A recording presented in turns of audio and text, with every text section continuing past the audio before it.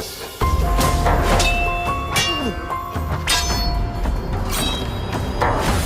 बिस्मिल्लाहिर्रहमानिर्रहीम। अस्सलामुअलैकुम नाज़रीन। इस एपिसोड के आगाज़ में हम देखेंगे कि नौतारस शहंशाह से सवाल करता है, शहंशाह आप शहर के इतने अहम दरवाजे की हिफाजत कैथोलिक के सुपुर्द कैसे कर सकते हैं? मुझे ये समझ नहीं आ रही। वो पहला दरवाज़ा है जिस पर वो हमला करेंगे, ये मुमकिन नहीं और ये ठीक भी नहीं। तो शहंशाह कहता है ये बिल्कुल ठीक होगा, वो कैथोलिक ही इसकी हिफाजत करेंगे। तो नौतारस कहता है मसला इनकी हिफाजत का नहीं, मसला शहर का गिरना है जनाबे आली। ऐन मुश्किल वक्त में वो पीछे हट गए तो हम क्या करेंगे? तो शहंशाह कहता है अगर ऐसी बात है तो तुम ऐसा नहीं होने देना नौतारस। इस पर नौतारस कहता है कैसे? तो शहंशाह कहता है इस सल्तनत के अजीम शहंशाह के बाद का सबसे बड़ा ओहदा तुम हो और मैं तुम्हें जो भी जिम्मेदारी सौंपूंगा वो तुम्हारी अहलियत से बिल्कुल भी बड़ी नहीं होगी। अपनी ताकत को इस्तेमाल करने के बारे में सोचने के बजाय तुम छोटी छोटी बातों में उलझ रहे हो। तमाम लोग तुम्हारे ही ताबे होंगे, वो तुम्हारी मंजूरी के बगैर हरकत नहीं कर सकेंगे। मजीद सबसे अहम जगह हर खलीज की तरफ की तोपों के पास, मैं चाहता हूँ कि तुम वहाँ पर मौजूद रहो। इस तरह के अहम फरीजे को एक अजीम डियोक ही हकीकत बना सकता है, ऐसा नहीं है क्या? तो नौतारस सोच में पड़ जाता है। दूसरी तरफ हम देखते हैं कि किसान नाइट से बात करते हुए कहता है ये वो चीज़ है जो मैंने पहले कभी नहीं देखी और इस शहर को उखाड़ फेंकने का सोचना भी कैसे जा सकता है, ये सिर्फ पागल ही कर सकता है। तो नाइट कहता है पागलपन और जहानत में एक ही फर्क है, अगर कोई शख्स जीत जाए तो होशियार, हार जाए तो पागल कहलाया जाता है। तो किसान कहता है लेकिन अगर वो शख्स बहादुर हो तो जीत आसान हो जाती है,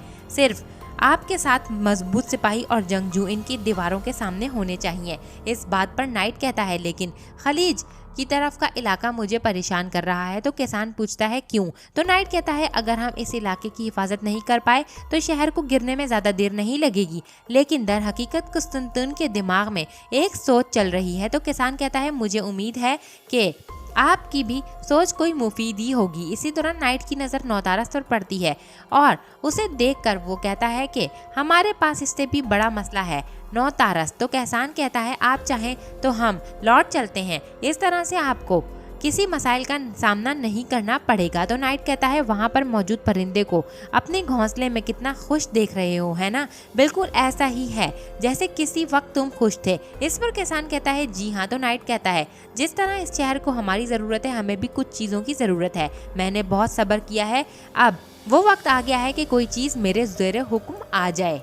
दूसरी तरफ हम देखते हैं कि सिपाहियों की करारगाह पर मशक जारी होती है और इसी दौरान औरबान उस्ताद और सारोजा आपस में बातें कर रहे होते हैं कि जब सामने वाले को आग लग जाए तो अगली बारी इनके पीछे वालों की होगी। गोलियां चलाना मुनज़्ज़म अंदाज में जारी रहेंगी। इसी के साथ सिपाहियों को राइफल चलाने की मशक करवाई जाती है और फिर औरबान उस्ताद कहते हैं कि गोलियाँ चलाओ और इसी तरह राइफल से गोलियाँ चलने लगती हैं। ये सब देखकर दोगान आगा कहते हैं बाज़ंतीनियों को इनसे काफ़ी नुकसान पहुंचेगा। इस पर औरबान उस्ताद कहते हैं कि आपको इससे बरी होने की ज़रूरत नहीं दोगान आगा, आप भी इन गोलियों में से एक गोली काफरों के दिल में ज़रूर चलाएंगे। तो दोगान आगा कहते हैं हम कदीम आदमी है औरबान उस्ताद, जब मेंढे के सींग तोड़ने हो या खून बहाना हो तो इसका इस्तेमाल नहीं करते। इसी के साथ औरबान उस्ताद कहते हैं अपनी बंदूकें लोड करो और सीखते रहो।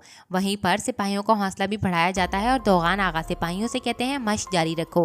फिर सिपाही तलवारबाजी की मशक जारी रखते हैं। इसी दौरान एक सिपाही कहता है बादशाह आलम पनाह सुल्तान महमद खान हजरत तशरीफ ला रहे हैं और यूँ कुछ देर के बाद सुल्तान अपने सिपाहियों के हमरा करारगाह पर आ जाते हैं। इसी दौरान सुल्तान औरबान उस्ताद से पूछते हैं सब कैसा चल रहा है? तो औरबान उस्ताद कहते हैं अल्लाह हमारे बहादुरों को सलामत रखे मेरे सुल्तान। इस पर सुल्तान कहते हैं आपका शुक्रिया, ये राइफल कम अज कम इनके काम आएंगी। तो सुल्तान को जवाबन औरबान उस्ताद कहते हैं इसी वजह से तो हर गोली काफर के दिल पर लगेगी मेरे सुल्तान। इसी दौरान औरबान उस्ताद दोगान आगा के बारे में सुल्तान से कहते हैं कि ये ठीक कह रहे हैं लेकिन ये गोली चलाना ही नहीं चाहते। तो सुल्तान कहते हैं कोड निचोड़ दोगान कदीम मिट्टी से पैदा हुआ है, लोहे की भड़कती हुई गर्मी से, बल्कि धुनज़दा शख्स धुन के सर्द पहलू पर भरोसा करता है। तो दोगान आगा कहते हैं सर्द पहलू इंसान को मजबूत बनाता है मेरे सुल्तान, इससे कोर्चो और काफिर दोनों जल जाएंगे। दूसरा दौर साइंस का दौर है, हम इन राइफलों का मजीद इस्तेमाल देखेंगे इंशाल्लाह, लेकिन तलवारबाजी की महारत को नज़रअंदाज नहीं किया जाना चाहिए। तभी हम मजबूत रहने के लिए मशक करते रहेंगे और मैं इसीलिए यहाँ पर आया हूँ। क्या कोई बहादुर आदमी है जिसके साथ मैं मैदान में मशक कर सकता हूँ, जिसे तलवार के साथ इंसान से इंसान का मुकाबला करना होता हो? इसी दौरान दोगान आगा कहते हैं कि शाहीन बे सुल्तान मुआज़म तो शाहीन बे को देखते हुए सुल्तान कहते हैं करीब आइए, और फिर वो सुल्तान के करीब आते हैं और सुल्तान कहते हैं इंशाल्लाह तुम मेरे सामने अपने कायद को शर्मिंदा नहीं करवाओगे, अगर तुम मेरे हाथ से बच भी गए तो इससे नहीं बच सकते। ये कहकर सुल्तान अपनी तलवार निकालकर उसके सीने की तरफ रखते हैं और कहते हैं जब हम कुस्तुनतुनिया की तरफ होंगे वहाँ पर इसका इस्तेमाल करते हुए कैथोलिक जंगजू हमारे सामने होंगे, फासला बरकरार रखना होगा। और फिर सुल्तान और शाहीन बे दोनों ही तलवारबाजी की मशक करने लगते हैं। इसी दौरान दूसरी जानिब हम देखते हैं जंगल में, जहाँ पर सल्तोक बैठा हमजा बे को घूर रहा होता है और बाली बे ये सब देखकर काफी ज्यादा परेशान होते हैं। एक तरफ हमजा पाशा अपने सिपाहियों से कहते हैं कि अपने कान और आंखें खुली रखना। इसी दौरान हम देखते हैं कि बाली बे सल्तोक से कहते हैं बस बहुत हो गया सल्तोक, इस सब से मेरा दिमाग घूम गया है। तो सल्तोक कहता है क्या हम ये काम खुद नहीं कर सकते थे हुजूर, क्या ये हमें नहीं आता? तो बाली बे कहते हैं अहकामात इसी तरह से कहे गए हैं, हमें नाफरमानी करनी चाहिए क्या? तुम दोनों एक दूसरे को उकसाओ मत, अपना गुस्सा और नफरत दुश्मनों के लिए महफूज रखो। तो सल्तोक जवाबन कहता है अल्लाह जानता है कि मेरे दिल में कितनी नफरत है दुश्मन के लिए, मेरा गुस्सा किस कदर ज्यादा है, आप मुझे अच्छे तरीके से जानते हैं। इसी दौरान हम देखते हैं हमजा पाशा इनकी तरफ आते हुए कहते हैं कि मुझे रोम से गोश्त लाए बगैर नहीं आना चाहिए था, ये लो सल्तोक तुम्हें ये पसंद आएगा। इस पर सल्तोक वो चीज़ लेने से मना करते हुए कहता है मैं घोड़ों को देखने जा रहा हूँ हुजूर, हमारे आगे रास्ते बहुत तवील है। इस पर हमजा पाशा कहते हैं ठीक है। इसके बाद हमजा पाशा गोश्त देते हुए बाली बे से कहते हैं ये आपके लिए है बाली बे। तो बाली बे कहते हैं इसे छोड़ो हमजा, अगर मैं इनकी उम्र का होता तो इससे भी ज्यादा जज्बाती होता।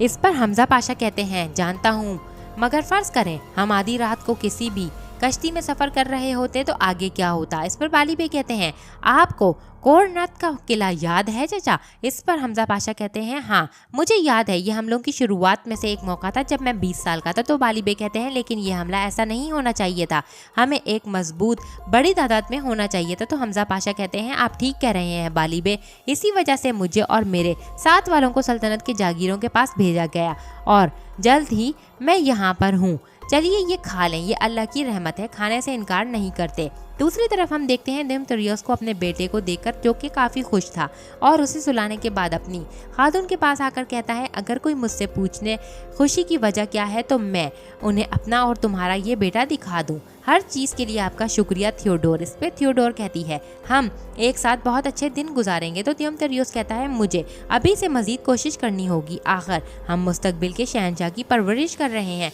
इस पर थियोडोर कहती है शहंशाह क्या वाकई इस बात पर तुम्हें यकीन है? तो देमेत्रियस कहता है अपने पूरे दिल के साथ। कुस्तुनतुनियन ने बहुत सी चीज़ों के बारे में झूठ बोले लेकिन वो इस बारे में दुरुस्त कह रहा है, हमारे बेटे के अलावा कोई भी रोम का वारिस मौजूद नहीं। तो थियोडोर कहती है फिर आपको मोहम्मद से बात करना ज़रूरी है, ना सिर्फ अपने लिए बल्कि हमारे बेटे के लिए भी। तो देमेत्रियस कहता है फिक्र मत करो, मैं रात को ही जाऊंगा। दूसरी तरफ हम महल में सुल्तान को जागनूस पाशा से कहते देखते हैं आपने गेलीपोली के मलाहों से कहा था हम एक भी गलती के मुताहमिल नहीं हो सकते जागनूस। तो जागनूस पाशा कहते हैं हाँ हमने उनसे कहा था सुल्तान मौजम, लेकिन। तो सुल्तान कहते हैं लेकिन क्या? तो पाशा कहते हैं जैसा कि आप जानते हैं कि हमारे सारे मलाह समंदरी डाकुओं के मालकान से भर्ती होते हैं, अगर बाल्ता ओगला का कोई सिपाही इनका निगरान होता तो हम इन्हें गिरफ्तार कर सकते थे। तो सुल्तान कहते हैं अब। तो जागनूस पाशा कहते हैं और अब अगर इनका निगरान सुलेमान पाशा जैसा कोई ना हुआ तो मैं कहता हूँ इन पर काबू पाना बहुत मुश्किल हो जाएगा।